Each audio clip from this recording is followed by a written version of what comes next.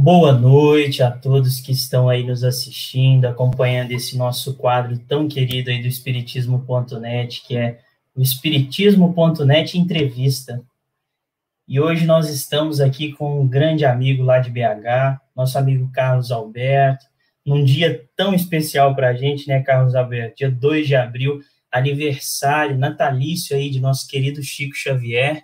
Então nós não poderíamos deixar de lado essa data especial para falar sobre Chico Xavier, né? Nosso assunto da noite. E aí eu passo para você fazer os seus cumprimentos iniciais para a gente dar início ao nosso bate-papo de hoje.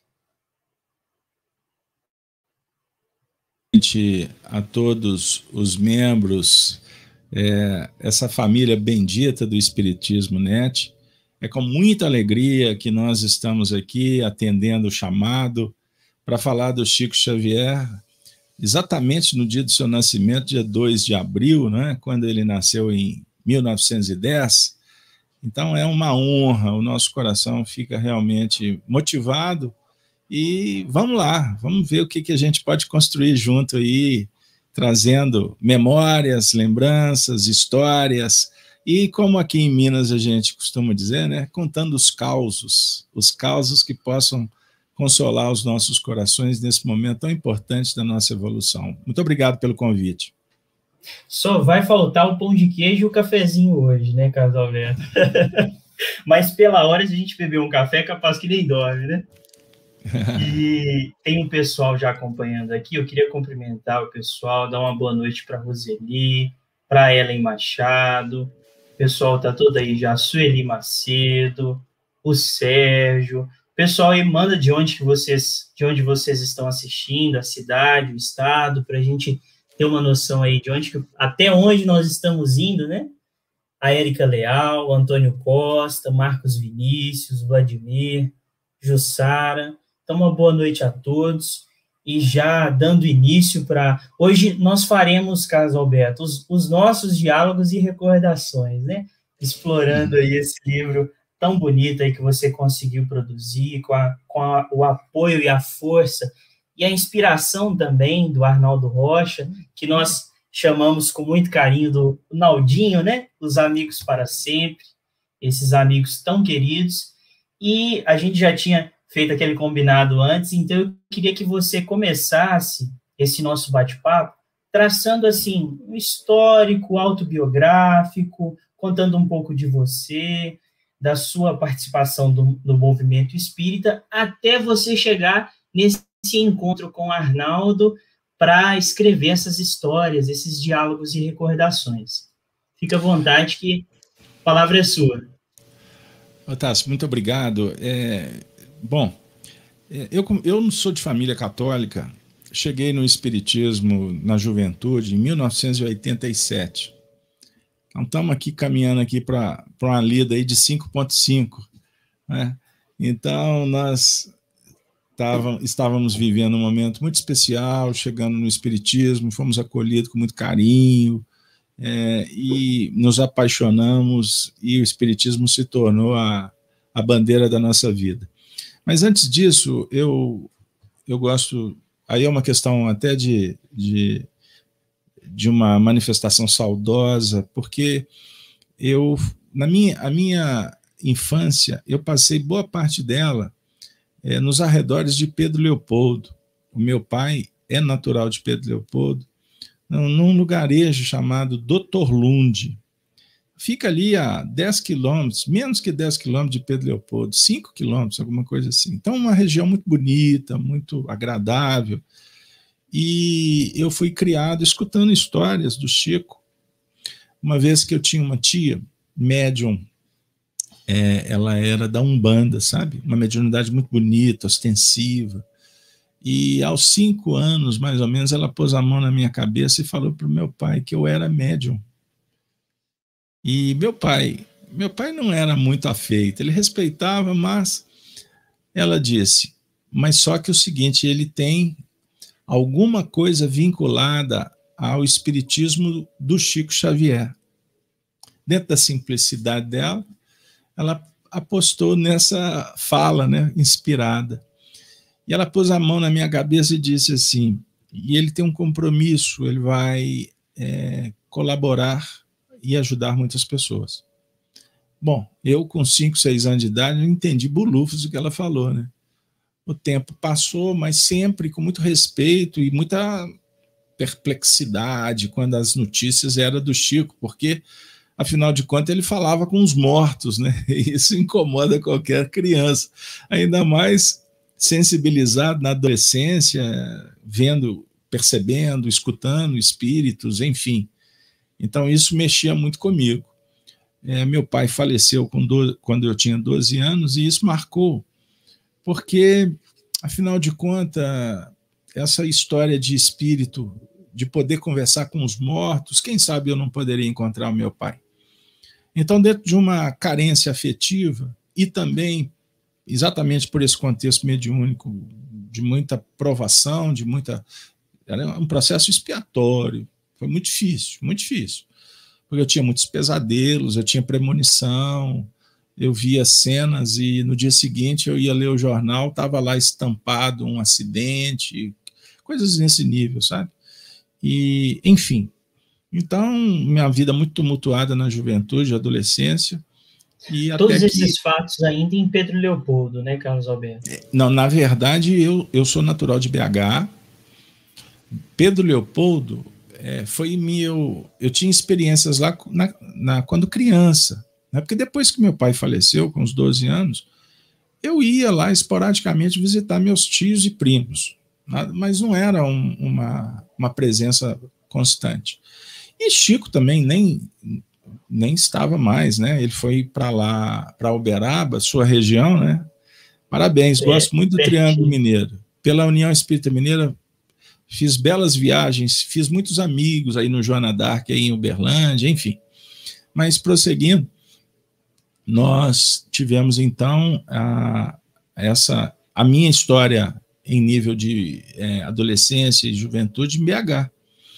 E foi aí, nesse processo tumultuoso, que fui orientado por amigos, fui procurar recurso, passei por todos os tipos de manifestações mediúnicas no candomblé, na umbanda, carreira solo de médiuns em casa, enfim.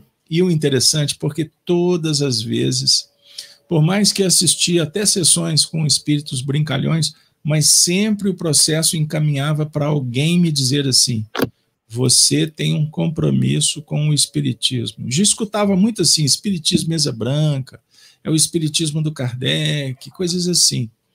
E aquilo para mim não tinha fôlego nenhum, ficava sempre no apenas ouvir.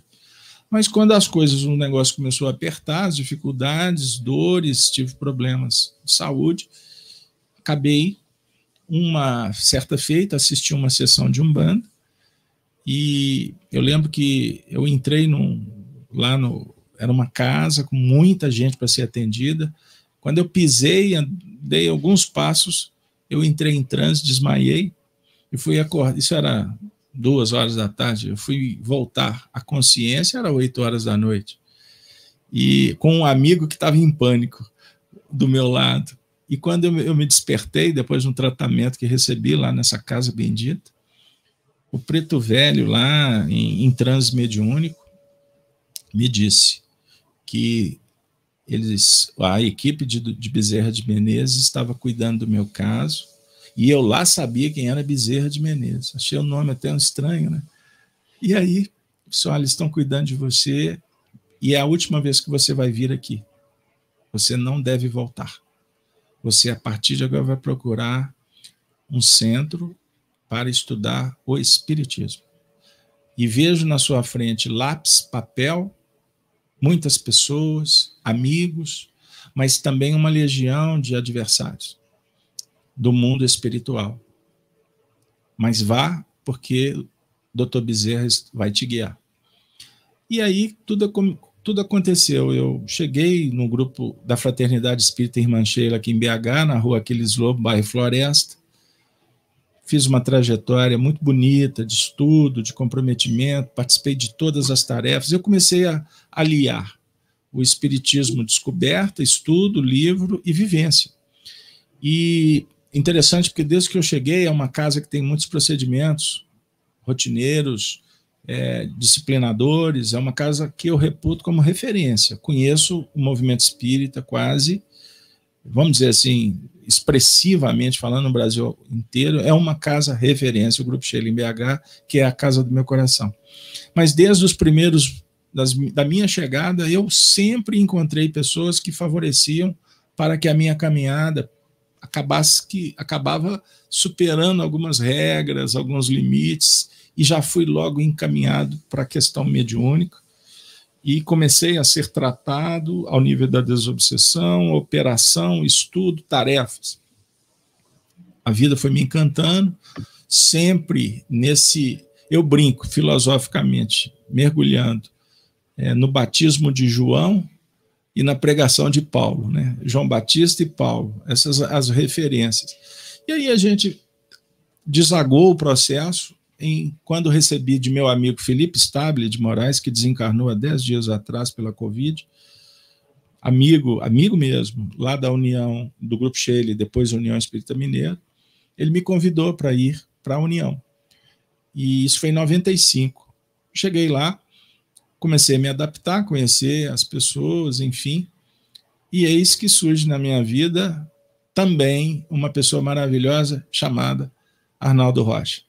E aí eu fui ser convidado para conhecer aquele que era meu ídolo. Eu não disse, né? Eu me tornei espírita, eu tive sempre duas referências, Kardec e Chico. Os dois sempre exerceram muita influência nas minhas atividades. O Kardec conversava como um pai, e o Chico conversava de uma maneira que eu não entendia, depois que eu fui compreender, porque ele tocava o meu coração, sob o ponto de vista da mansuetude, do trabalho que eu deveria desenvolver ao nível de humildade, de sensibilidade, de entrega à vivência junto aos sofredores. Não que Kardec não dialogue nesses termos, mas eu estou falando sobre o ponto de vista simbólico, né, de influência. E interessante, porque nesse movimento, quando eu estava me aproximando do Arnaldo, ainda não de uma forma tão amiga, né? Era apenas eu conhecia, encontrava com ele, mas nesse período eu, com as minhas carências afetivas, eu comecei a alimentar o desejo de ir em Uberaba. Por que não receber uma carta de meu pai? É interessante porque eu fui incentivado por um casal muito amigo, Antônio Eustáquio e a sua esposa, Antônia. O pai de Antônio Eustáquio morava em Uberaba. E um dia eu brinquei, poxa, eu daria tudo para conhecer o Chico. Ele falou assim, mas por que não? Fica na casa do meu pai, eu ligo para ele. Rapaz, sabe aquela história da picolé para menino? Felicidade, né? Isso foi num domingo, quarta-feira, eu já estava pegando o ônibus, porque mineiro toma ônibus, né? Tomei o ônibus, fui parar em Uberaba com a mão na frente e outra atrás, e vivi um momento muito especial, marcante da minha vida. E eu não tive a oportunidade de dialogar com o Chico, mas fui acolhido, tive a oportunidade de ser recebido pelo filho, almocei na casa dele, vivi fenômenos extraordinários, e aquilo tudo eu ficava sem entender por que aquilo estava acontecendo comigo. A mensagem do meu pai mesmo eu não recebi, mas eu recebi tantas mensagens, tantos recados que marcaram a minha vida. E foi muito interessante, porque aí eu vou só para um adendo, porque eu tinha uma relação espiritual com meu pai, vidência, sonhos, etc. Mas a comunicação que a gente, quando neófito, quer mesmo, né? Porque quero para mim, tem que ser, etc. Isso aconteceu 20 anos depois que eu entrei para o Espiritismo. E foi uma comunicação maravilhosa, autêntica, médium sonambúlico, que eu me tornei com o tempo, além de médium, me tornei dirigente, coordenei muitos médiuns, atividades mediúnicas, eu me tornei um trabalhador de liderança mesmo. E lidava com, conheci lidei com muitos tipos de médium, e essa médium, uma senhora, numa comunicação sonambúlica autêntica, meu pai me abraçou e disse: agora eu posso conversar com você, porque você entendeu que não precisava mais da minha mensagem, que você encontrou Jesus. Então agora eu posso falar com você. Enfim, isso é uma questão pessoal, mas o que importa é que na aproximação, dentro desse cenário, veio o Arnaldo Rocha. E o Arnaldo, eu fiz questão de ficar perto, porque me contaram que ele tinha uma história belíssima. Ele era esposo da Meimei. Aí isso me derrubou. Mexeu comigo, porque a primeira mensagem mediúnica que eu recebi no Espiritismo foi assinada por Meimei. E ela me acolheu como um filho, e nessa orientação ela disse que iria me acompanhar na trajetória para conhecer Jesus e Kardec. E aí tudo foi acontecendo e eu fui me descobrindo nessa história. A amizade com o Arnaldo me trouxe um entendimento muito mais próximo, muito mais tocante que eu tinha até então do Chico. O Chico das biografias, o Chico das entrevistas, o Chico das narrativas. Eu comia, bebia Chico Xavier, tudo que tinha eu lia, porque eu me tornei um leitor contumaz em Espiritismo. No Livro dos Espíritos, que foi o primeiro livro que eu li, em 2 dias eu devolvi, para depois entender que aquele livro tinha que ser estudado para o resto da vida. Mas a biografia de Chico eu li, eu estudava todas. Eu me empolguei de tal forma que eu cheguei a receber um recado dele, de um sobrinho, quando gostava de assistir às palestras, porque eu contava os casos do tio. Um dia ele chegou para... Só que eu não sabia que ele era sobrinho do Chico. Um dia ele se aproxima e me conta: olha, eu tive em Uberaba, Chico mandou um recado para você. Olha, eu quase assustei. Chico? Que Chico você está falando? Não, seu Chico Xavier, eu sou sobrinho dele. Eu falei: recado para mim, esse Zé Ninguém. Aí ele me contou a história, que o Chico sempre insistiu para ele se tornar um espírita sério, frequentador, estudioso, etc. E ele sempre brincou, postergou e etc. E quando ele esteve em Uberaba, o Chico ficou muito feliz, dizendo para ele que estava contente por ele ter realmente assumido o compromisso de estudar o Espiritismo, etc. E nesta conversa, o Chico virou e falou assim: inclusive você frequenta um centro lá em Belo Horizonte. Esse grupo se chama Fraternidade Irmão Werner, fica no bairro União, que eu fui trabalhador e coordenador lá por mais de 10 anos. E eu fazia as palestras do Livro dos Espíritos todas as sextas-feiras. E era a predileta desse amigo. Então, o Chico disse: aquele centro que você frequenta lá em Belo Horizonte, Emmanuel já me levou lá. Inclusive, aí veio a história. Inclusive tem um rapaz que conta muitos casos, fica falando, né? Você gosta, né, Chico? O sobrinho dele chama Francisco, já desencarnou, por sinal. Você gosta muito dos casos, né? Mas aqui, fala para aquele rapaz que deixa as pessoas muito felizes, né? As pessoas gostam dos casos, mas fala para ele pensar melhor. Porque enquanto ele fala de um tal Chico Xavier, ele está ocupando espaço e deixando de falar de Jesus. Quando o Francisco me contou essa história, eu falei assim, bom, eu fiquei tão perplexo, né? Pô, o Chico mandou um recado para um Zé Goiaba, que é o Carlos Alberto. Aí, mas eu te confesso que eu não prestei atenção no recado. Eu fiquei tão empolgado. O fato dele te mandar mensagem, né? Puxa vida. Aí eu fui refletir muito tempo depois, porque naquela época eu era um chiquista futebol clube. A idolatria espumava para todo lado. Foi muito importante, por isso é que eu tenho muito carinho e respeito com as crenças das pessoas e a maneira com que elas lidam com o Chico e suas histórias. Porque o Chico, aí no Triângulo Mineiro, eu tive a oportunidade de ir em algumas cidades, porque a gente ia nas casas espíritas, e eu tive a oportunidade de ir em alguns lugares que O Chico é Deus. Não tem Jesus, é Chico. Então, a gente tem que ter, nesse dia, nessa época, esse período histórico que a gente está vivendo, pleno século XXI, nós temos que dialogar com o espiritismo e com os espíritas, além dos simpatizantes. E entender como cada um encara, como cada um chega, como cada um é acolhido pelo espiritismo e pelos espíritos. E fazer juízo de valor, cobrar das pessoas posturas, é uma grande tolice. Então, como eu fui um chiquista, hoje eu compreendo a maneira que grande parte das pessoas tratam o Chico. Primeiro, a sua grandeza é inquestionável. O trabalho, a epopeia Emmanuel, porque a obra é Emmanuel, coordenador é Emmanuel, dos conhecidos. Porque acima do Emmanuel tem o Paulo, tem Estevão, tem Kardec, tem tantos outros. E para os espíritos, nome não interessa.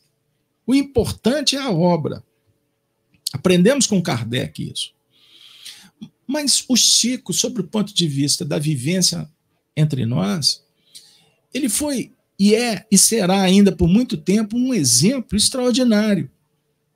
E eu, quando me tornei ousadamente um biógrafo, escrevendo atualmente, são 2 obras, Vida do Chico, Chico Diálogos e Recordações e do Calvário à Redenção, mas com um acervo considerável de material aqui para soltar outros livros, né?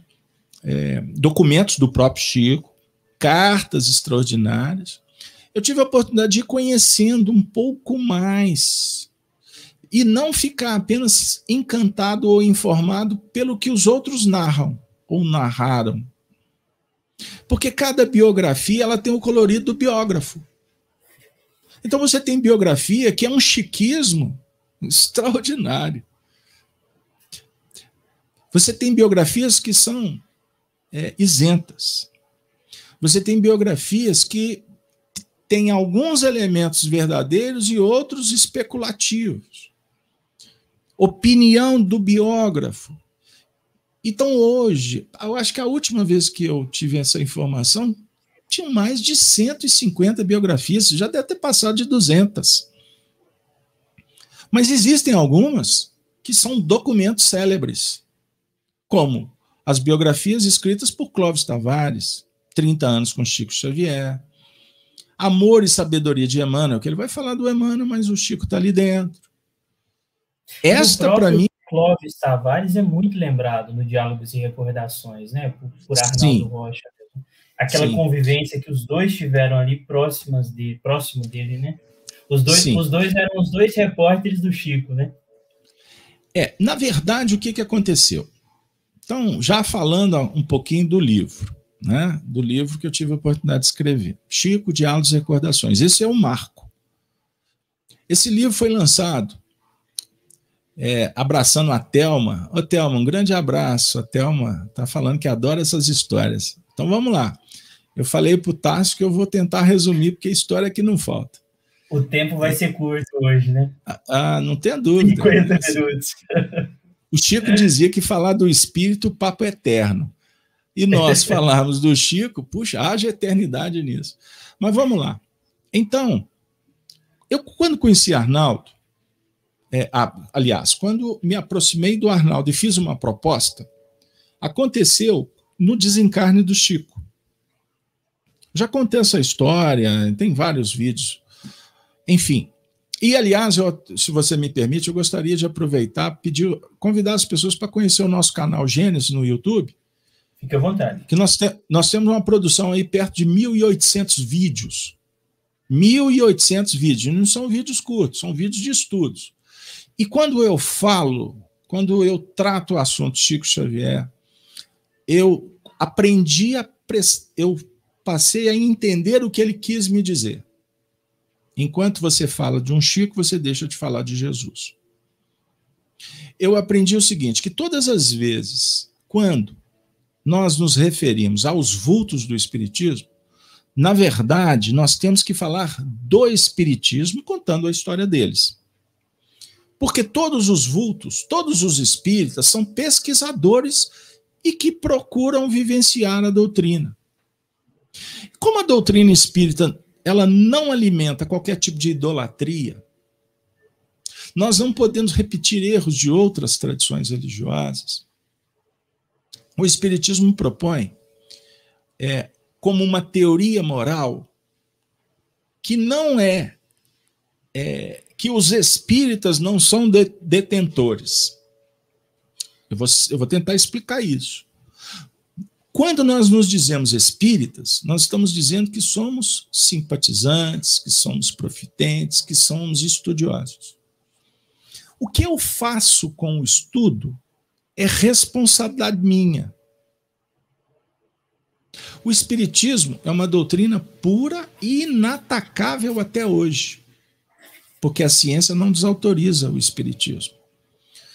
Mas a maneira com que se faz o espiritismo vai ter o colorido de cada médium, de cada líder, de cada expositor, enfim. E nós temos que tomar o cuidado de não confundir homens com o espiritismo. Nós temos referências muito importantes que foram almas heróicas. Inclusive, Platão dá uma dica que a gente deve alimentar as preferências e segui-las. É diferente de você ter ídolo. O ídolo do futebol. Não estou me referindo a esse ídolo. Eu estou falando dos heróis que precisam de ser estudados e compreendidos. Certo? Então nós temos uma gama de gente boa, heróis. No Triângulo Mineiro, nós vamos lembrar de um grande vulto que foi Eurípides Barçanufo. Nós vamos para São Paulo, vamos lembrar do Caibá Schutel, e por aí vai.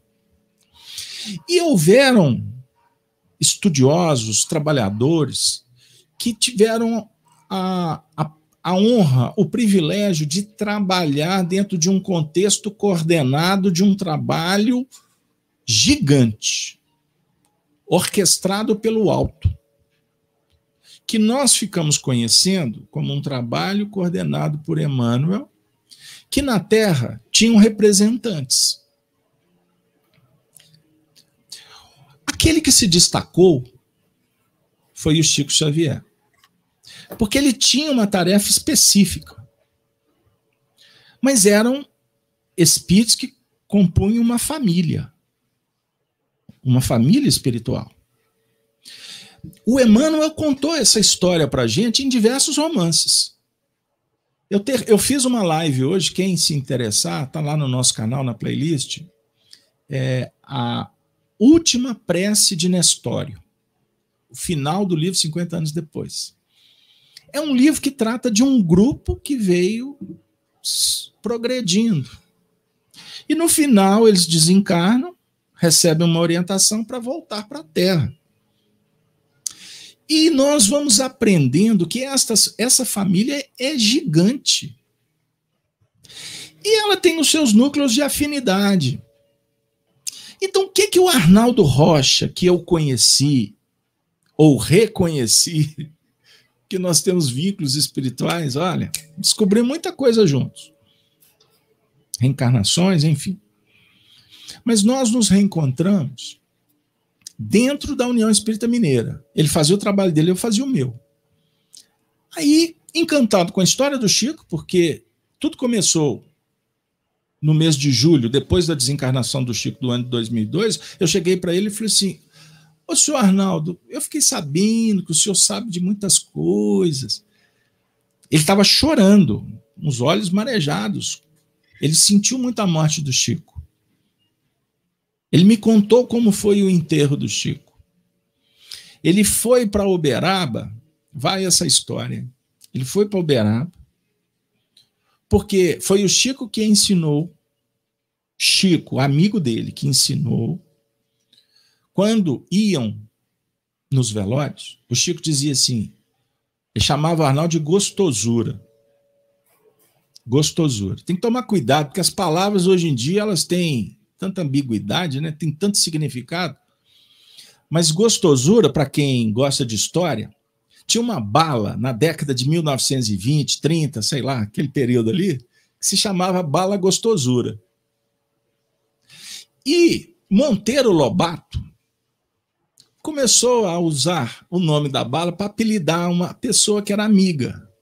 Então, lá atrás, o chegado era o gostosura. Então, isso era um apelido comum daquele período. Então, o Arnaldo chamava o Chico de gostosura. E o Chico chamava ele de Naldinho ou meu nego. O Chico chamava muita gente de meu nego. Típico do interior. Ô, meu nego. Sabe? Pois bem.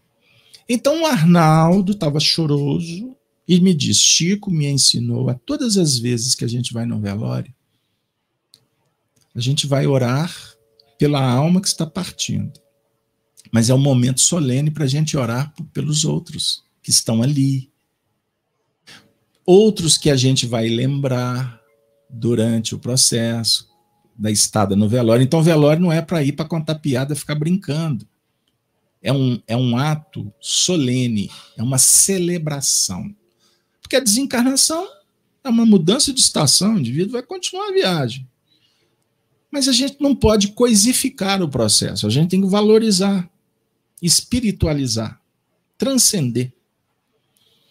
Então, Arnaldo me contou que fez questão de pegar o ônibus, viajar para Uberaba. Ele poderia ter ficado na casa de N pessoas, que ele tem muitos amigos, mas ele fez questão de hospedar num hotel, ficar no anonimato, pegar a fila para ir acompanhar o processo todo.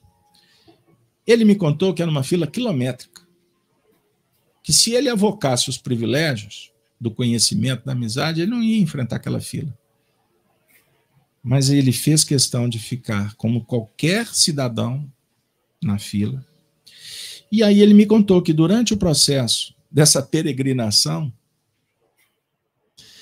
ele teve a oportunidade de rever muitos painéis da vida que ele teve junto com o Chico. De ter sido um dos maiores, dos melhores amigos do Chico. Eu estou colocando a capa do livro, embora ela está no fundo do estúdio, mas eu queria lembrar também que esse livro já teve essa capa. Chico, Diálogos e Recordações, quando publicado pela União Espírita Mineira em 3 edições, distribuído aí para lá de 25 mil livros, hoje totalizando com a editora Clarim, que é nessa configuração que está aí atrás do estúdio. Desculpa, voltei. Essa foto é uma foto inédita. Como nós mudamos a editora, eu aproveitei e mudei a capa. Com essa foto que eu não tive acesso na época. Porque essa foto representa uma amizade extraordinária desses dois. E eu não sabia, eu não tinha noção da profundidade desse processo. E quando o Arnaldo começou a me contar as histórias, ele tinha um jeito, achem na internet os vídeos do Arnaldo Rocha, ele tinha um jeito, uma maneira de... O Arnaldo tinha uma vibração, um magnetismo. Uma voz grave, né? Aquela voz grave. Vocês não têm noção o que era o Arnaldo Rocha dialogando com os espíritos em reunião mediúnica. Aquela voz grave dele, ela passava a ter um tom de doçura, que era uma coisa comovente. Eu nunca vi uma pessoa que fizesse a oração do Pai Nosso com tanto amor e autoridade como o Arnaldo Rocha. Eu costumava dizer, né, que os espíritos balançavam nas reuniões. Carlos Alberto, só fazendo um adendo, ele aprendeu com o Quinto Varro, né? Lá no Ave Cristo, lá naquele martírio lá do circo, né? Poxa, tu foi fundo, caboclo, porque no final, no último capítulo do livro, quando o Quinto Celso, o menino, levou para o martírio, ele cego, ele ficou cego numa corrida, né? Num esporte de biga. De bigas, né? Isso aí. E ele que teve uma trajetória com muitas dificuldades, e o Ave Cristo foi um momento de, vamos dizer assim, de ressignificação daquela alma. Então, quando a gente encontra as pessoas na rua, a gente não sabe quem elas são.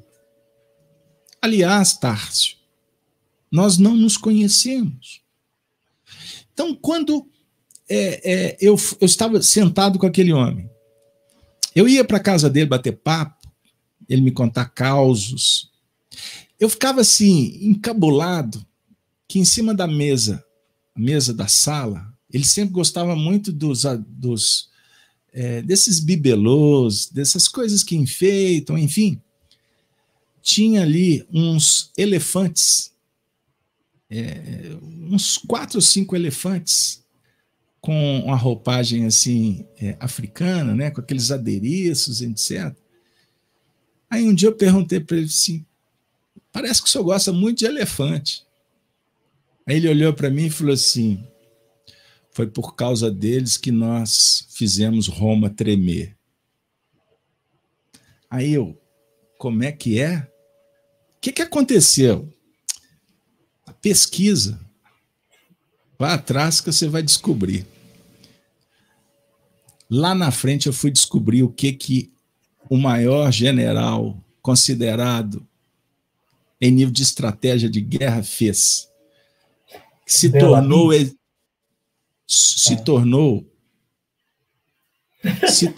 referencial para um outro grande general que foi Júlio César.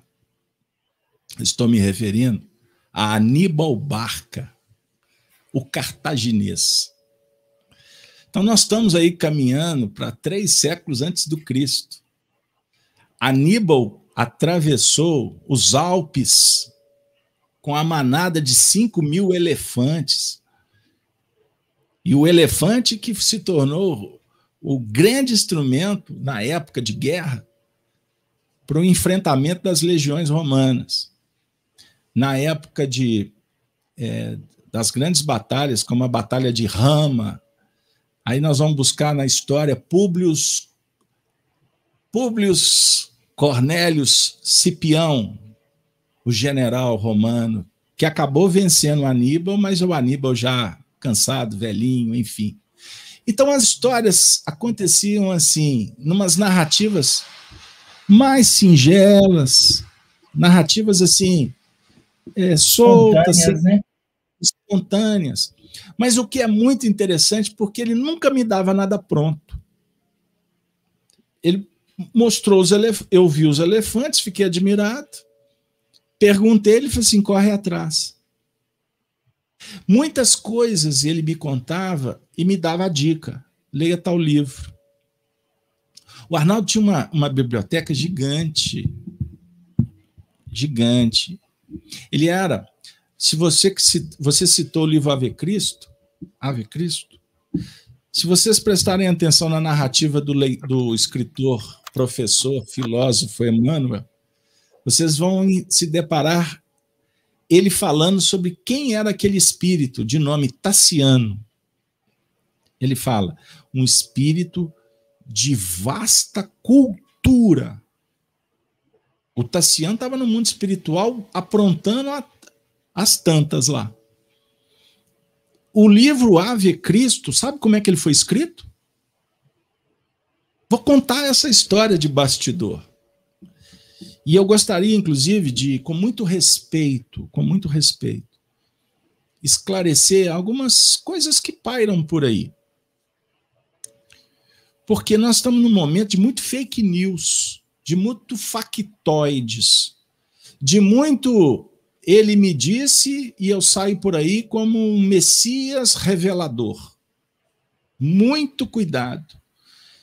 Eu vi um indivíduo falando que tem coisas do passado que ficar falando é meramente fofoca espírita. Bom, eu queria contar para vocês um fato. Depois que o livro ficou pronto, Ele passou por um critério de avaliação. Chico, Diálogos e Recordações. Daqui a pouco eu volto para o Ave Cristo. Na verdade, a proposta do nosso livro não foi fazer revelação bombásticas de fofoca espírita. Não, não. Foi um trabalho sério de pesquisa. Foi um trabalho muito aveludado, muito cuidadoso, de esquadrinhar a memória de um homem que tinha uma vasta cultura. Então, quando eu me deparo com um livro, Ave Cristo, que para mim eu reputo como um dos célebres romances do Emmanuel, um dos mais, com uma proposta de muita profundidade. Todos são importantes. Há 2000 anos, meu Deus, que história belíssima. Ainda tem Jesus na história, indiscutível. Mas o Ave Cristo, ele traz uma proposta que indica um mundo que nós vamos chegar, que é esse tão sonhado mundo transitório da regeneração. Até eu queria avisar para a turma, para não ficar empolgado com regeneração, não, porque regeneração é um processo, é um ciclo que não é longo, não. Porque o grande lance é o mundo à frente, onde nós vamos em busca da felicidade. Aliás, falar de regeneração atualmente, nós nos deparamos também com muitas aberrações, com todo respeito, mas tem muito mais especulações do que fatos concretos. Se vocês quiserem entender o processo de transição, estudem Kardec. É suficiente. É muito elemento que a gente pode pensar ali. O Ave Cristo, Chico e Arnaldo estavam a todo vapor no trabalho, porque o Chico tinha interrompido as suas atividades mediúnicas em 39 com a desencarnação do seu irmão José Xavier. Hashtag, beleza? Todo mundo já sabe disso? José Xavier era o coordenador das atividades mediúnicas do Chico. É ele que dialogava com os espíritos. Vocês já escutaram aquela história da surra da Bíblia? Né? Que José Xavier foi batendo na Bíblia. Não, não foi José Xavier. Foi um companheiro que... O Taque Evangelho Neves. Taque Evangelho Neves. E o Chico, no dia seguinte, coitado, estava morrendo de dor de cabeça. Pois bem, o cara batendo o evangelho para espantar espírito. E foi o Arnaldo que falou, né? De uma forma assim, mais descontraída, e aí depois a pessoa levou a nível literal, né? Não, isso aconteceu mesmo. E não foi na época do Arnaldo, não. Foi lá atrás, com o espiritismo muito primitivo, desde a época do José Xavier. O Arnaldo chegou nessa história em 52. Mas quando o Chico se torna espírita, a família, em 1928, essa história está narrada no livro do Calvário à Redenção, que está aqui, aí no estúdio, que vocês, é da editora M, para quem se interessar. Chico, Diálogos e Recordações, editora Clarim, para quem se interessar, está disponível aí na internet. Pois bem, essa história da surra de Bíblia está narrada no livro Lindos Casos de Chico Xavier, é coisa antiga. Mas vou voltar. O José Xavier, que era o esclarecedor dos espíritos para as atividades junto aos espíritos sofredores. Chico médium, certo? Tudo bem aí, pessoal? Pois bem, o José desencarnou. Chico não tinha ninguém que ele confiava para essa tarefa. Então você pensa aí, de 39, Chico veio a encontrar com o Arnaldo em 46. Porque a Meimei desencarna em setembro de 1946. O Arnaldo e o Chico se reencontram na Avenida Santos Dumont em outubro, no dia do aniversário da Meimei. Olha que história, hein? Que história. Então, eles vão para Pedro Leopoldo, Arnaldo se torna espírita. Aí, Chico chama Arnaldo e fala assim: Naldinho, Emmanuel quer que a gente recomece as reuniões mediúnicas que estão interrompidas desde a morte de José Xavier. Aí o Arnaldo, hashtag, beleza, tô dentro, né? Mas Emmanuel quer que você coordene a reunião. Aí o Arnaldo assustou. Chico, você está ficando maluco? Eu tenho aqui... Eu sou neófito de espiritismo, como é que eu vou coordenar a reunião? Emmanuel falou que é a sua tarefa. E para você confiar que ele vai pôr a mão na sua testa e você vai fazer sob a tutela dele. Aí o Arnaldo contava, a gente morria de rir. Só manda quem pode, obedece quem tem juízo. Então tá, tô dentro.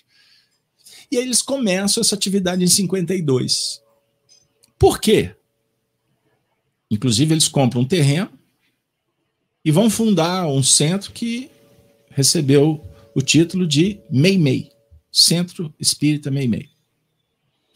Porque o Chico trabalhava no Luiz Gonzaga em Pedro Leopoldo. Só que o Luiz Gonzaga era muito concorrido. Multidão de pessoas sendo atendidas, porque esse era o foco do trabalho, né?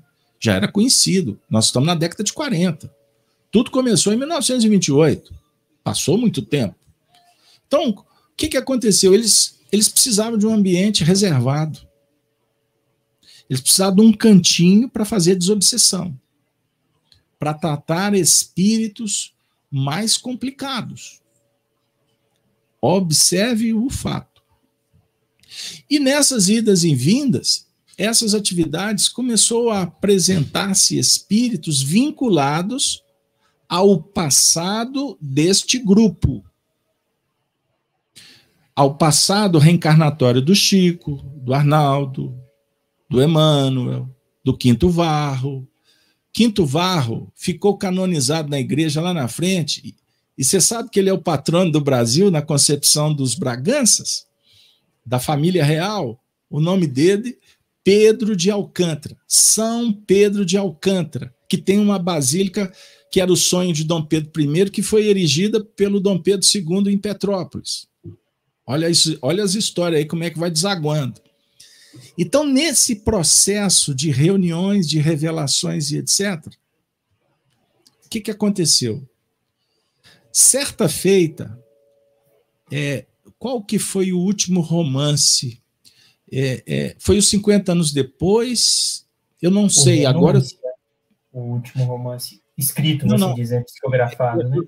Cronologicamente, eu não estou me recordando se os 50 anos depois foi psicografado antes ou depois do Renúncia. Vou ficar devendo esse dado. Se você puder pesquisar aí, ajuda. Mas o que acontece? O Arnaldo, certa feita, conversando com Chico, disse assim: Chico, o Emmanuel escreveu já os romances. Temos as obras, os livros do André Luiz. Já imaginou o Emmanuel trazendo um romance que pudesse tratar ainda mais sobre o plano espiritual? Aí o Chico falou assim, mas em que sentido?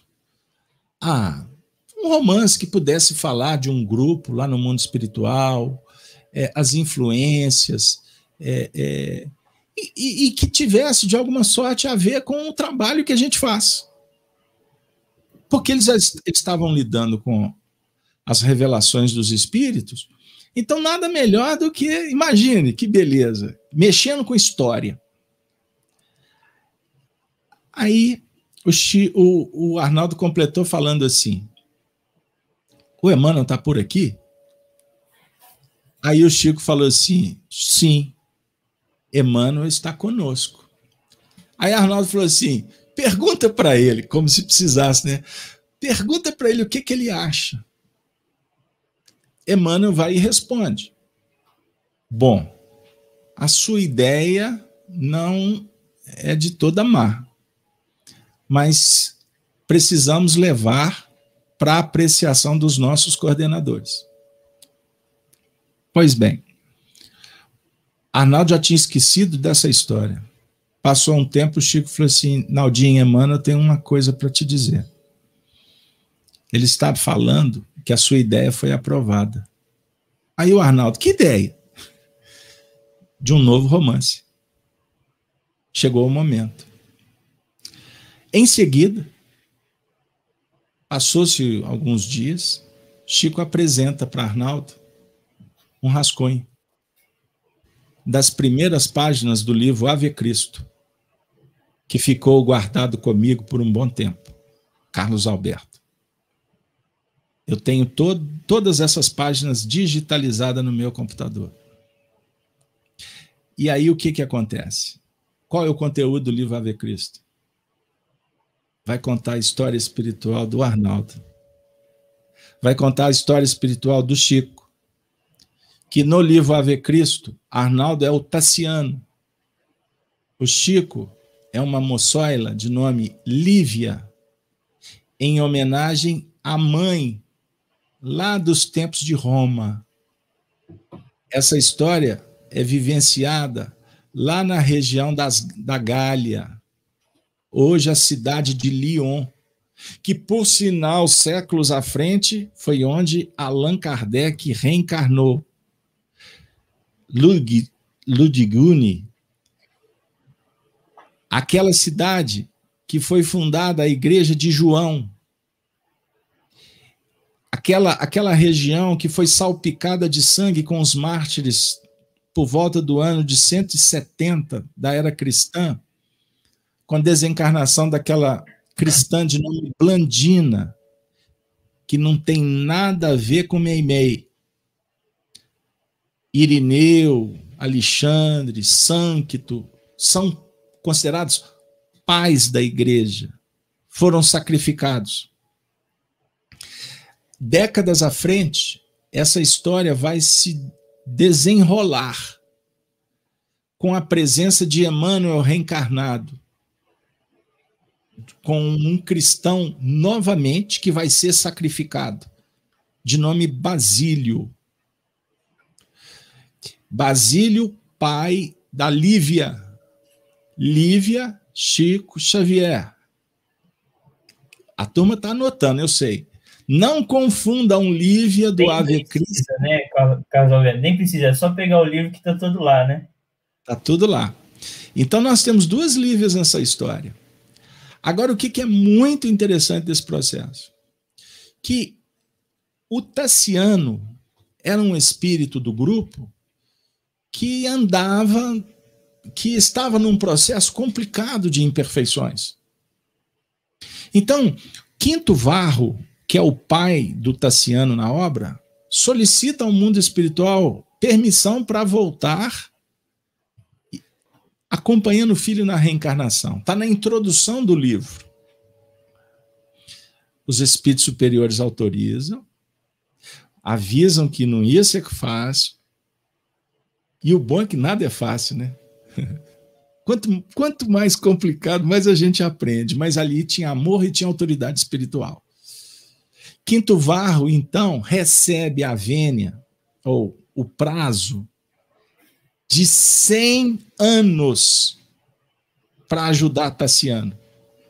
Então ele reencarna, casou em Roma, nasce o filho, o processo da vida continua, ele desencarna, o filho continua encarnado, ele no mundo espiritual tinha mais tempo, porque foi dado 100 anos, então 2 encarnações ali seria importante.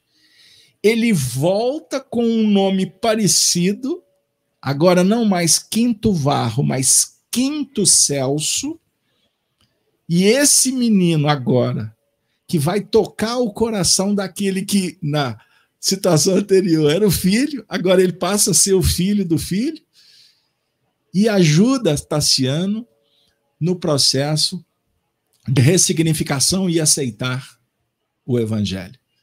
Porque o problema dele era no campo religioso. E desculpa te interromper, mas é interessante que a gente, pela leitura do Ave Cristo, a gente vai percebendo esse círculo de amigos que o Arnaldo trata tão bem como os amigos para sempre, né? Todos lutando ali para cativar ele aos pouquinhos e dobrando ali aquele homem, né? Duro nas convicções ali pagãs de Roma, dos deuses. E aí eu percebo também que há uma influência de tantos ali tentando resgatar ele, e um deles, eu vou citar até aqui porque você traz isso para a gente no Diálogos e Recordações, que é o Érato, né? Que até o Arnaldo afirma ser o Honório Onofre. aqueles espíritos ali do círculo cristão, do cristianismo primitivo, todos ali se conjugando para mobilizar um homem, né? Parece que todo esse esforço ali estava direcionado para ele. E todos assim, naquelas lutas ásperas mesmo, né? Tudo com sacrifício, e são martirizados, né? Ao final. Mas é muito bonito, assim, esse amor, né? Ô, Tássio, você me trouxe um ângulo, se você me permite, eu não posso perder a oportunidade. Mas você trouxe um ângulo importantíssimo. Porque nós temos que lembrar o seguinte, puxa vida, eu acho que eu vou ter que fazer uma live com você só para explicar isso. Mas eu vou tentar... Fazer uma continuação. Eu vou fazer um resumo aqui rápido. Você está falando que todo esse grupo voltou para ajudar o Tassiano. Na verdade, a imagem que o livro passa seria essa. Mas não é isso. Por quê? O escritor Emmanuel, ele deu esse colorido a dizer o seguinte, naquele período ali, o mais necessitado é o Tassiano. O quinto varro está em outro nível. Ok, hashtag em paz. Nós temos a figura do Apio Corvino, que é Dr. Bezerra de Menezes. Eu tive há pouco tempo a oportunidade de falar para o Divaldo, você está falando que o quinto varro é o Bezerra de Menezes? Não, Divaldo. Mas a gente sabe o motivo, porque essa história vazou lá atrás, o Nilton Boechat contou, e o Divaldo... Mas não é isso. Nós temos dois personagens distintos no livro. Apio Corvino, um cristão, tinha um discípulo que era Quinto Varro, o pai do Tassiano. Apio Corvino é Bezerra de Menezes. O Quinto Varro é o pai do Tassiano. O que aconteceu com o Apio Corvino? Ele foi assassinado. Ele foi morto no barco. Não é? Eles estavam achando que estava matando o Quinto Varro, mas acabaram matando o Apio Corvino. O Quinto Varro já tinha recebido uma missão do assassinado Apio Corvino de assumir o nome dele para se proteger, para ele poder seguir a vida. Então, o que eu estou colocando, Tássio? Que o Emmanuel dá um colorido dizendo assim, esse grupo se comprometeu em ajudar o Tassiano. Mas nós não podemos, tirando o mentor espiritual que é o Quinto Varro, nós temos que entender os dramas da vida sob o ponto de vista dos grupos, famílias, parentela espiritual, que todos se comprometem na colaboração mútua e universal. Então nós vamos nos deparar com personagens. O Tassiano ele casou, né? Viveu um problema conjugal. Mais à frente ele reencontra uma alma vinculada ao seu coração do passado. Lívia, a filha do Basílio cristão, o afinador de instrumento que é o Emmanuel. A Lívia é o Chico. A Lívia estava comprometida com um companheiro na época que se chamava Marcelo Volusiano. Você está apertando minha memória, viu, Caboclo? Porque eu não estava preparado para falar disso, não. O Marcelo Volusiano era um passeador. Ele gostava de viajar por aí e não tinha compromisso com ela. Mas ela tinha compromisso moral com ele. O Tassiano, quando encontra a Lívia e fica apaixonado, e ela reciprocamente, o Tassiano tinha uma filha de nome Blandina, uma menininha. Agora a Blandina vai encaixar, viu, pessoal? Meimei ali, filha. Então tem uma cena nesse romance, meu amigo, isso é de uma beleza. Eu fico admirado quando eu mergulho nessa pesquisa. Porque o Tassiano propõe um relacionamento para a Lívia. A Lívia, os dois estão vendo a menininha Blandina brincar na beirada do lago. E eles naquela cena bucólica, romanceada. Deixa a sua imaginação viajar. Ele propõe um namoro, né? Um relacionamento, seja o termo da época. A Lívia diz assim, imagina o coração apertado. Não podemos, pois eu tenho compromisso, isso é com as minhas palavras, tá, pessoal? Não estou repetindo ipsis literis, não. Eu tenho compromisso com o Marcelo. E você tem compromisso, eu acho que a esposa dele se chamava Helena. Aí ela olha, ela aponta para Blandina, que estava brincando na margem do lago, e solta uma frase, meu amigo, que é extraordinária, é uma profecia. Ela diz assim: vamos rogar. Eu não lembro se ela fala, vamos pedir as bênçãos, se ela invoca um deus, os deuses, uma vez que o Tassiano ali naquele processo era avesso ao cristianismo. Eu não me recordo desse trecho, mas o que importa é o seguinte, ela diz assim: vamos pedir as bênçãos para que no futuro possamos, quem sabe, caminhar de mãos dadas. Nesta dimensão que você propõe. Aí ela solta a seguinte frase: no futuro, encontrar-nos-emos em Blandina. Amigo, amiga, para quem não conhece a história de Arnaldo Meimei e Chico, pode não entender.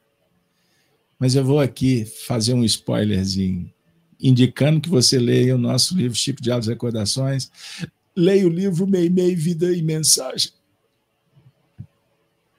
Desculpa a interferência aqui, mediúnica.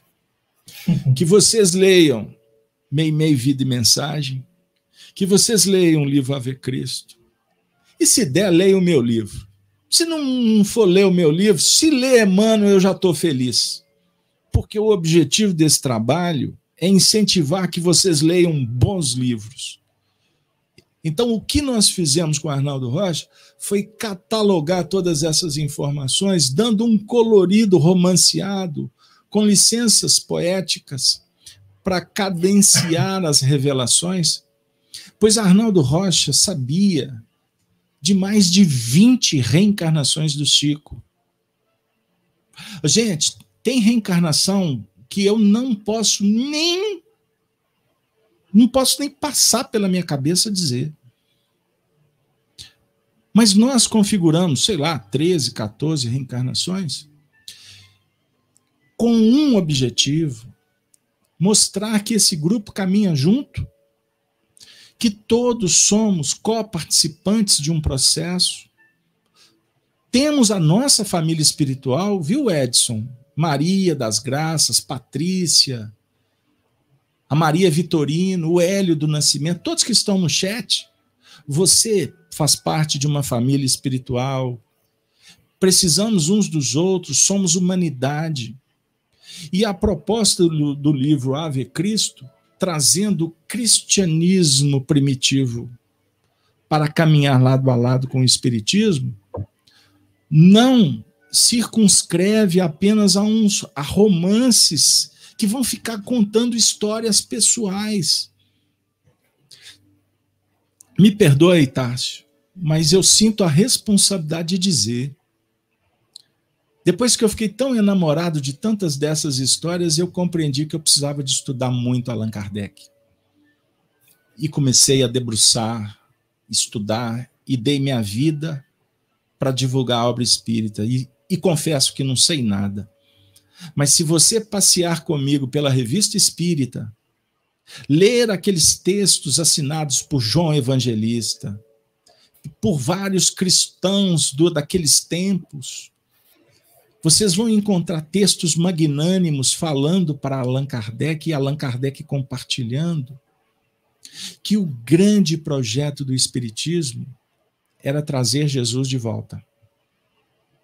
Era trazer o cristianismo que foi deturpado, que foi adulterado. Então, quando a gente se depara com esse compromisso do Emmanuel, trazendo essas obras, contestado em muitas correntes de espiritistas, que nós respeitamos, mas discordamos veementemente, porque existe várias maneiras de você atacar o espiritismo. Uma delas é querer tirar Jesus. E o trabalho do Emmanuel e toda a equipe, tendo em Chico, o Chico foi o diplomata na Terra, alma nobre, lúcida, simples, carinhosa, respeitosa. Mas o projeto desse grupo foi preparar o nosso coração para o advento que nós estamos vivendo agora, Tárcio. Em meio a uma crise mundial. E pior que a pandemia, a pandemia do coronavírus, é a pandemia moral, é a queda da Babilônia. Convido vocês a estudar conosco o Apocalipse todos os sábados pelas manhãs. É o materialismo que está ruindo, porque o homem chegou no limite da conspurcação. Nós vivemos um período em que a família foi destruída. Os filhos não respeitam pais, não alimentam mais o ideal das tradições, não importa, ninguém tem paciência com ninguém. Então, os espíritos com Emmanuel, lá naquele período, estavam falando da importância do evangelho no lar, da importância do papel da mulher no lar. Disseram que o Emmanuel e o André Luiz eram machistas. Falando do papel do homem no lar. Nossa, uma linguagem ultrapassada. Falando sobre o fenômeno da obsessão na sociedade. Eles viviam um problema da guerra mundial, mas eles estavam, observem o que eu estou dizendo, amigos. Os espíritos naquela época estavam fazendo uma previsão de tudo o que está acontecendo agora.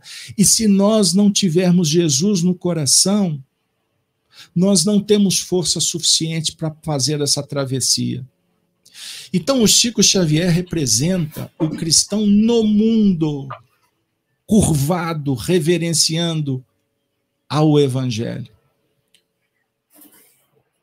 No aniversário do Chico, e esse é o compromisso que nós assumimos, não é um compromisso para falar para a massa, viu, Tárcio?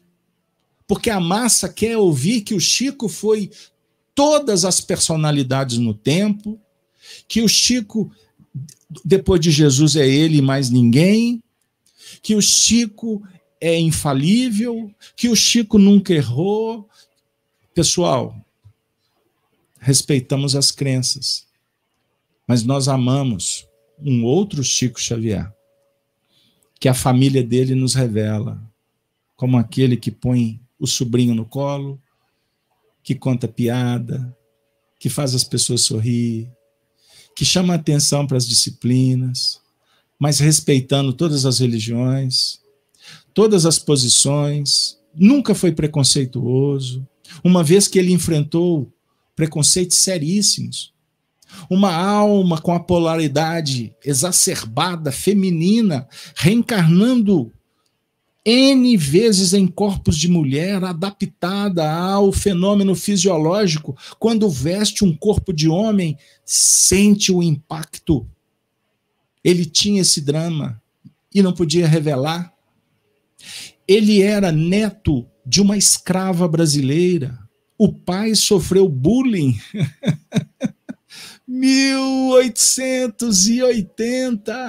1874, o pai sofreu preconceito porque apaixonou-se com uma negra, uma menina de 14 anos, aquela que vocês já viram a história dela nos filmes, Maria de São João de Deus.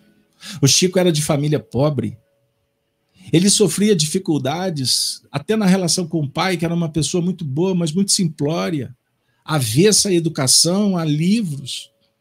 Não, ele sofria as dificuldades por ser médium, dialogar com o mundo espiritual e só ter uma pessoa para poder conversar, Se vocês quiserem conhecer essa história, leiam um outro livro que vai contar a história de Maria da Conceição Xavier, sua irmã, a Tiquinha. Mas os dois pequenos, jovens, sofriam preconceitos porque ninguém entendia. Foi necessário que a irmã ficasse doente, a obsessão se instaurasse, a família entrando num processo dificílimo, para aí Jesus chegar, acolher, abençoar a todos do clã. Todos do clã. O Chico Xavier foi vitorioso, porque ele foi família. A família, os amigos, a história que deram sustentação para ele. Não olhem para o Chico separado, descolado da sociedade, da família, dos compromissos, não. Ele não era santo, ele era um homem, o homem de bem, que a gente vê no Livro dos Espíritos. Aquele homem que lutou para viver a lei de justiça, de amor e de caridade na sua plenitude. E o que é mais legal, viu, Tássio? O que mexe com o nosso coração. Ele falou que isso é possível. Ele fez. Porque ele acreditou. Se Albert Einstein não acreditasse nos sonhos, ele não tinha desenvolvido a teoria da relatividade. Se Chico Xavier duvidasse, ele não teria sido médium. E nós não estaríamos falando dele. O que o Chico está querendo falar para a mãe que perdeu o filho? Para o filho que ficou órfão? Para o presidiário que não tem quem o visita? Para quem está com fome e não tem o pão? Para as pessoas desesperadas que procuram um passe magnético? Ou o iletrado que não sabe ler, mas pode ter alguém que encanta com histórias? Ou o doutor que pode ler e comprar muitos livros? O Chico Xavier, tutelado por Emmanuel e por todo um agrupamento de espíritos que propõem que sejamos pessoas melhores, ele falou para você, para mim, que tudo depende da boa vontade para fazer. Glória a Deus nas alturas, paz na terra aos homens e mulheres de boa vontade.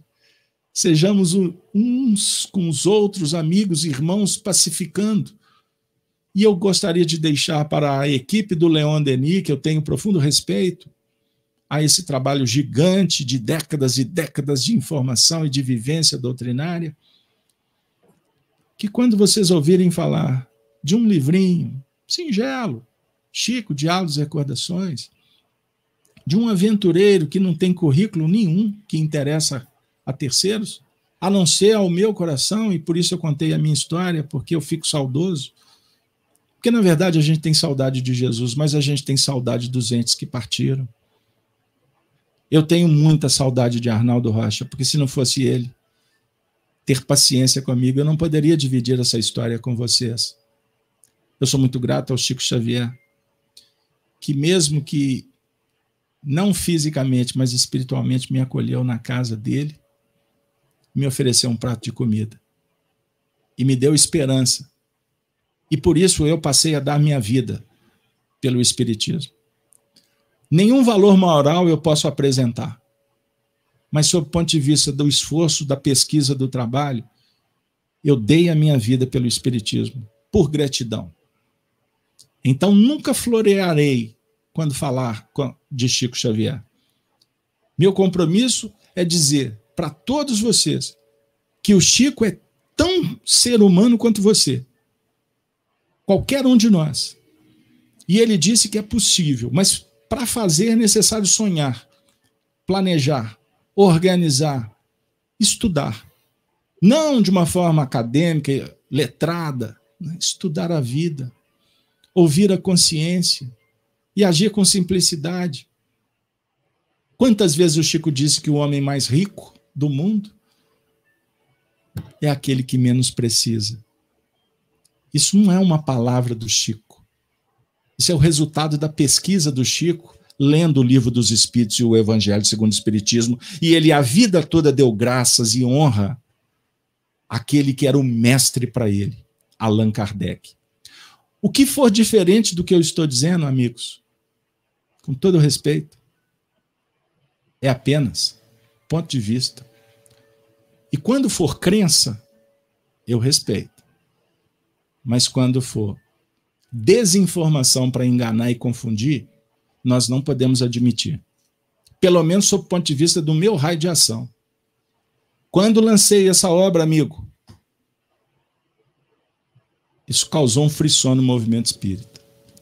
Arnaldo me disse, vamos lembrar de Kardec. Quanto mais ataque, significa o tamanho do que está sendo atacado.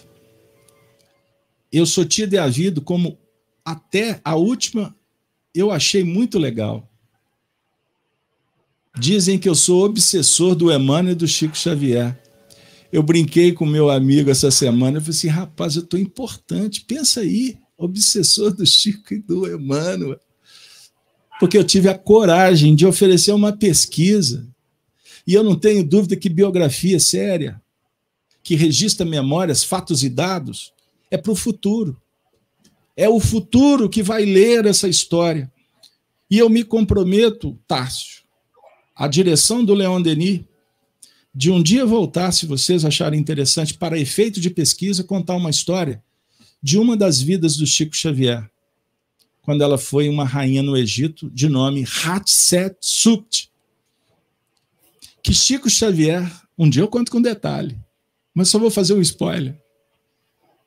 Quando foi revelado essa encarnação de Arnaldo e Chico no Egito, Chico disse para Arnaldo assim, Naldinho, os espíritos estão me dizendo que ela desencarnou por problemas de saúde. Ela ficou obesa, ela tinha diabetes,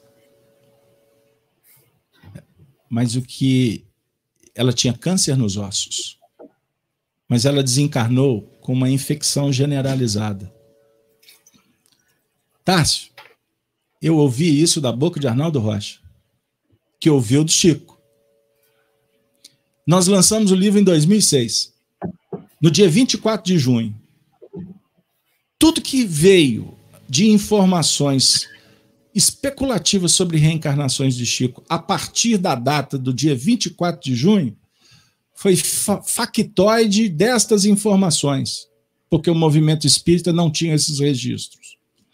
É só uma dica para o pesquisador atento. Mas prosseguindo, no ano de 2007, chegou nas minhas mãos uma reportagem na revista National Geographic, contando a história de uma grande descoberta, reconhecida a múmia de Hatshepsut, que na verdade foi uma múmia encontrada no final do século XIX, mas ela não tinha identificação. Os egiptólogos chegaram na conclusão por vários elementos. Mas o que é muito legal, meu amigo, que mostra o tamanho, o gigantismo da mediunidade de Chico Xavier. Eu vou resumir porque a história é longa. E olha que eu já assisti dezenas de documentários contando a história de Hatshepsut, considerada a maior rainha do Egito. Fazendo o exame de DNA, descobriram que ela tinha diabetes. Ela tinha câncer nos ossos. E ela desencarnou por uma infecção generalizada. Exatamente o que o Chico contou. Só que o Chico não contou um fato. O porquê a ciência chegou nessa conclusão. Porque essa múmia encontrada era apelidada como uma múmia desdentada, que faltava um dente molar. Quase um século depois acharam os pertences em outro local, pertences de Hatshepsut. E dentro de uma caixa que continha um dos órgãos, né? Porque era assim que era trabalhado, os rituais, etc., encontraram um dente molar. Pelo processo de escaneamento, trouxeram o dente e ele encaixou perfeitamente na arcada dentada de Hatshepsut subit. Estava lá. E foi por isso que eles chegaram nessa conclusão. Francisco Cândido Xavier falou isso para Arnaldo Rocha, lá pelos idos dos anos 1955. E Arnaldo me contou isso um dia, de uma forma natural, espontânea, na sede da União Espírita Mineira. Por isso, meu querido, me desculpe se eu avancei na hora, no tempo. Não tive coragem de te interromper aqui, né? É um momento que a gente vale muito a pena, né? Igual a gente estava brincando, mas merecia uma continuação. Quem sabe, né? A gente não continua. Foram tantos assuntos que a gente tratou pelo WhatsApp que a gente gostaria de trazer, né? E, infelizmente, o tempo muito exíguo mesmo. Mas fica isso. Eu acho que, até para a gente encerrar, eu vou fazer aquela leitura da intuição do Arnaldo, que a gente sabe que Pedro de Alcântara vem para confirmar aquela intuição, porque ela, como você mesmo disse, é uma intuição que traz esperança para a gente. Aquela esperança da continuidade, de que o movimento ele é gradativo, ele vai evoluindo gradualmente, então tem mais por vir ainda, né? A gente teve Chico, que foi esse trabalho maravilhoso, com uma bibliografia extensa, mas ainda tem muito mais para vir pela frente, e ele nos confirma isso, né? Para contextualizar aqui para o pessoal, Arnaldo tem uma intuição de que houve uma continuidade dessa igreja lá, igreja de São João, e a igreja é tão interessante a gente falar, né, Carlos Alberto, porque ela vem de João Evangelista, passa lá Policarpo de Esmirna, Irineu, Inácio da Antioquia, então ela vem sendo trabalhada ali por vários mártires, por vários cristãos, e aí Arnaldo fala com Chico, eu tenho uma intuição muito forte de que Lyon, aquela igreja, aquela família espiritual, ela vem tendo continuidade aqui no Brasil, principalmente, e aí, mais especificamente em Minas Gerais, e aí Chico diz assim, vou ler do Diálogos e Recordações direto, e o Chico arrematou, nosso querido amigo espiritual, Pedro de Alcântara, confirma novamente que você está correto, e que a intuição se revelou genuína, em plena reminiscência dos momentos majestosos, vividos nessa colônia espiritual, situada nos céus da Grande Belo Horizonte, estendendo-se pela Serra do Curral até a antiga Vila Rica. Informa ainda que, no momento certo, serão revelados para a comunidade espírita detalhes desse núcleo que interage perfeitamente com o nosso lar. Nosso orientador ainda nos diz que essa cidade espiritual tem como principal missão preparar os do Evangelho em diversos setores das atividades humanas que se harmonizam gradativamente com os mais recentes novos horizontes da regeneração. Então, acho que essa mensagem ela é tão de esperança, né, para a gente ter calma, paciência, que com o tempo a gente vai chegando lá, mesmo nesses tempos, como Carlos Alberto disse, de iniquidade, esses tempos de afastamento das leis divinas, a gente ainda tem essa carga e essa herança vinda do próprio Cristo ali, desse amor que cobre toda a multidão de pecados, né? Então, a gente tem que ter fé e esperança que esses novos tempos e esses novos horizontes ainda vão chegar para a gente, né? Carlos Alberto, antes de passar para você despedir do pessoal, eu só queria fazer aqui o merchandising que os meninos me lembraram, porque ambos os livros, o Diálogos e Recordações, quanto o de Chico, que você até me explicou que trata diretamente com Cidália, né? A sobrinha de Chico, não é isso mesmo? E ambos estão lá, ó, lojaespiritismo.net. A gente está, inclusive, em promoção, vendendo. Deixa eu até buscar aqui, ó. ambos estão aqui, e os meninos disponibilizaram o link. Se vocês precisarem de comprar, podem acessar lá, que vocês conseguem acesso a esses 2 livros do Carlos Alberto. E, meu amigo, eu já agradeço de antemão. A gente fica aí com esse compromisso de dar essa sequência depois, de alguma forma. Agradeço demais. E foi uma conversa bem no estilo que a gente queria, né? Uma conversa com os nossos causas, histórias, sem grandes pretensões, pretensiosas. E passo para você de novo, fazer sua despedida, mandar um abraço aí para o pessoal e a gente caminha para o nosso encerramento.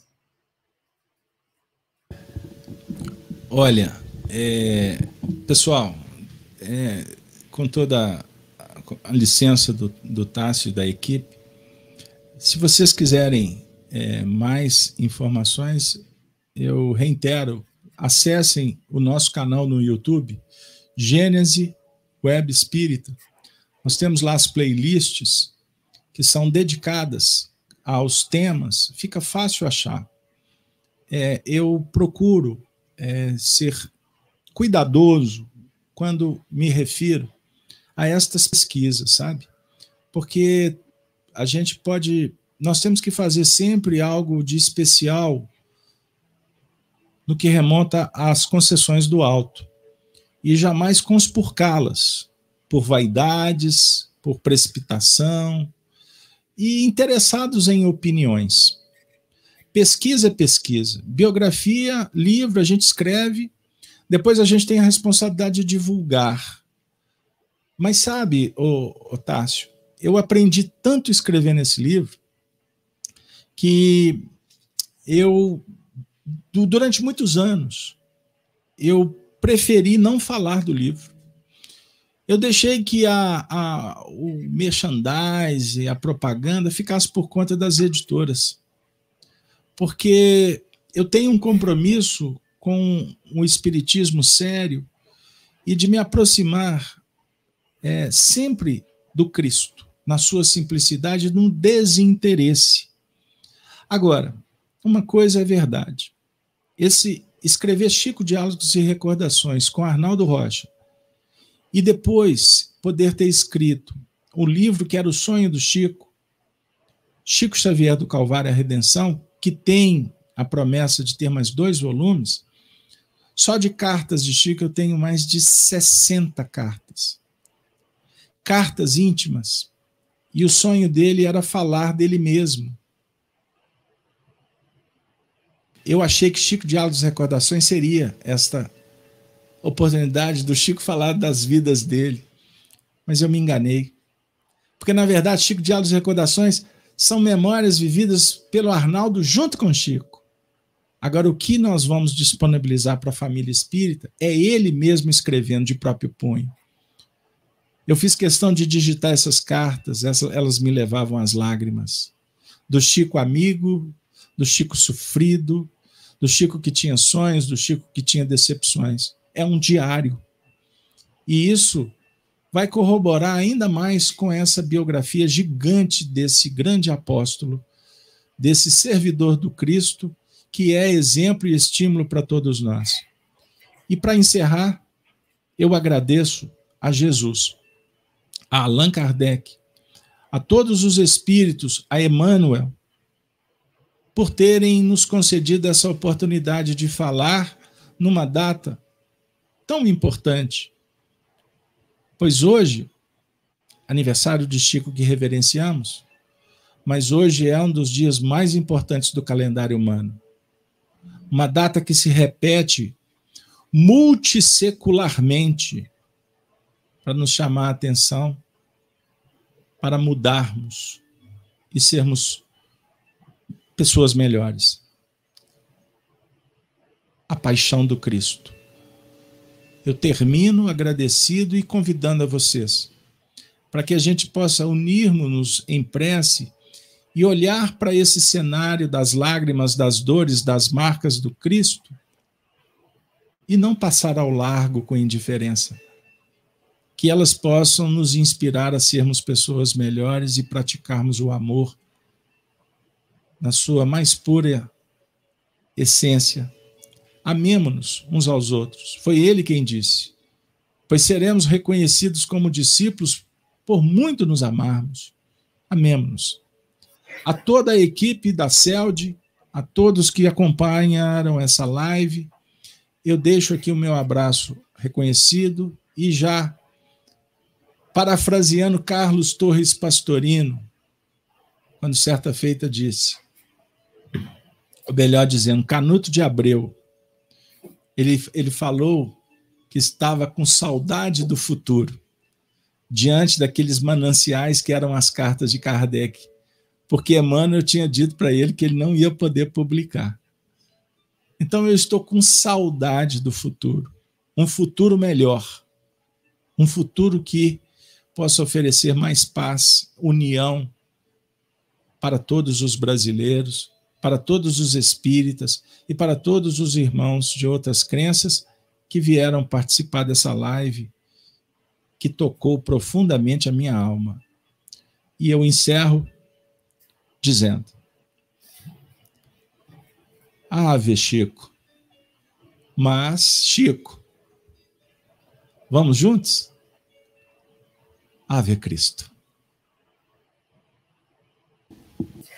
Amigo, o pensamento, ele extravasa, né? Porque aqui, ó, eu estou aberto e gostaria de terminar com essas palavras do Emmanuel narrando o último martírio ao final do Ave Cristo. Emmanuel relata: por cima do corpo negro do anfiteatro, desafiando-lhe as trevas, centenas de almas radiantes seguravam lirial estandarte, em que brilhava a saudação tocante e sublime: Ave Cristo, os que vão viver para sempre te glorificam e saúdam.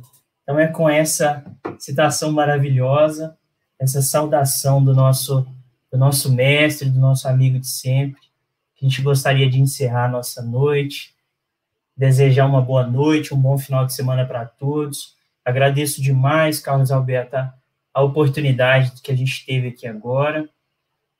Parabéns para o Chico também, hoje sendo o seu aniversário.